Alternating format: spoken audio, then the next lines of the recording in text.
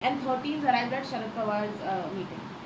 पर देखना ये है कि 2/3 जो क्लेम कर रहे थे 2/3 से ज़्यादा उनके साथ हैं, वो वहाँ पे उन्होंने भागीदारी नहीं ली है।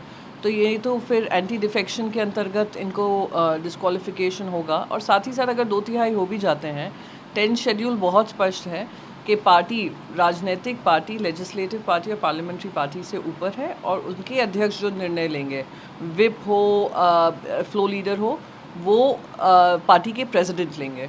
और हम हाल ही में शिवसेना का जो सुप्रीम कोर्ट में जजमेंट आया था, उसमें 5 जज बेंच ने भी यही कहा है। शरद पवार ने कहा है कि पार्टी का सिंबल कहीं नहीं जाने वाला है और उधर ही सुप्रिया सुले जी ने कहा है कि हमें डिसरिस्पेक्ट करिए बट हमारे पिताजी को नहीं। हाँ, जिस भाषा का इस्तेमाल हुआ अजीत पवार जी की तरफ से, जिस तरीके से उन्होंने शरद पवार जी पे हमला किया है, उनकी उम्र को लेकर किया है, उनकी चॉइसेस को लेकर किया है, ये कहीं ना कहीं एक बैड टेस्ट जो कहते हैं कि आफ्टर ऑल चाचा है आपके, आपको जिम्मेदारियां दी, आपको इतना आगे बढ़ाया, राजनीति सिखाई, तो और बेटी होने के नाते मैं मानती हूँ किसी भी बेटी को ये दुख होगा।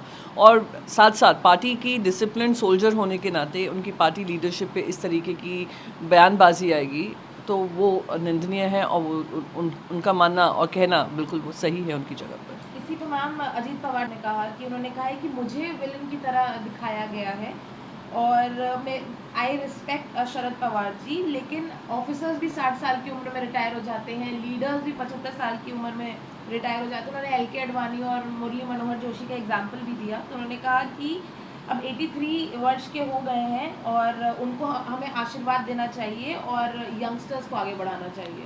तो अगर बात और काम आप विलन की तरह करोगे तो विलन ही कहलाए जाओगे। पर अब यहाँ पे जो उन्होंने कहा है कि 75 साल पे रिटायरमेंट हो जाता है, यही सोच इनकी 2019 में जब शरद पवार जी कैंपेन कर रहे थे, एकमात्र चेहरा उभर कर निकले थे एनसीपी के लिए भी, और उस समय कांग्रेस उनके साथ अलायंस में थी, जिन्होंने उनको इस भारी संख्या से उनको विजयी किया।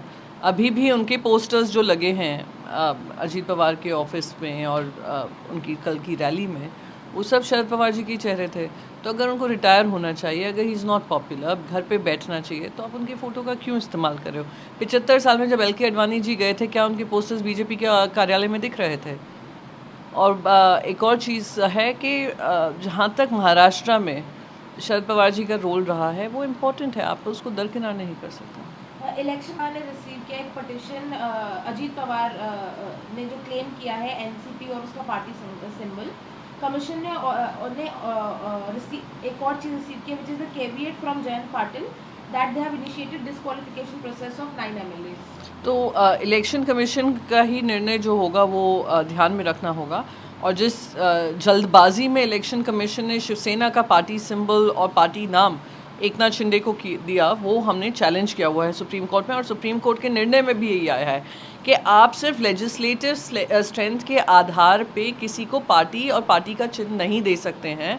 आपको कार्डर कितने हैं, ऑफिशियल ऑफिस बेरर्स कितने हैं, नेशनल एग्जीक्यूटिव के मेंबर्स कितने हैं, उन सबको ध्यान में रखकर आपको पार्टी सिंबल और पार्टी किसके हक में जाएगी वो देना है। तो अब इलेक्शन कमीशन को हमने भी चैलेंज किया हुआ है सुप्रीम कोर्ट में, और वो भी निर्णय होना है। सुप्रीम कोर्ट ने निर्णय दिया है, अब इलेक्शन कमीशन की जिम्मेदारी अपना काम करें। तो उम्मीद करती हूँ कि इलेक्शन कमीशन फिर से ये जल्दबाजी नहीं दिखाएगी, और जो लड़ाई हम लड़ रहे हैं हम लड़ते रहेंगे।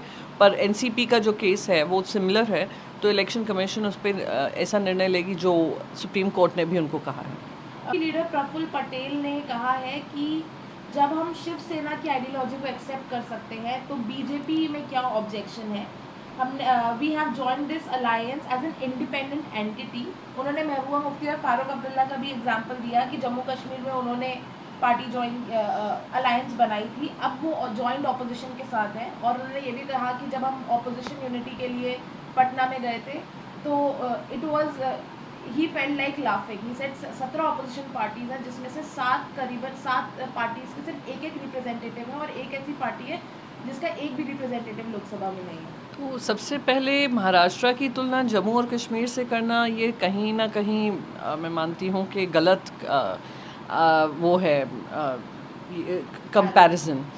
दूसरा मैं कहूँगी कि वो कह रहे हैं कि शिवसेना के साथ जा सकते हैं तो बीजेपी के साथ क्यों नहीं। उसका जवाब खुद शरद पवार जी ने कल अपने वक्तव्य में दिया है, जहां उन्होंने कहा है कि हाँ हिंदुत्व पार्टी हैं, पर वो वाली हिंदुत्व नहीं कर रहे हैं जो भारतीय जनता पार्टी कर रही है। उनका हिंदुत्व सबको साथ लेने का हिंदुत्व है, और भारतीय जनता पार्टी का ऐसा हिंदुत्व है जो विभाजनकारी सोच रखता है, जो दूसरों के लिए अपने लिए फ़ायदा देखता है, दूसरों का नुकसान करता है।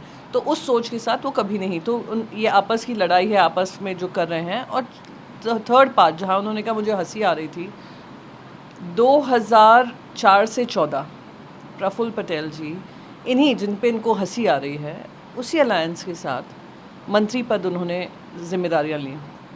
बहुत सारे बीजेपी के आरोप में भी आए, एयर इंडिया को लेकर, बहुत सारी एविएशन मिनिस्ट्री के समय पे उनकी कार्य क्षेत्र को लेकर।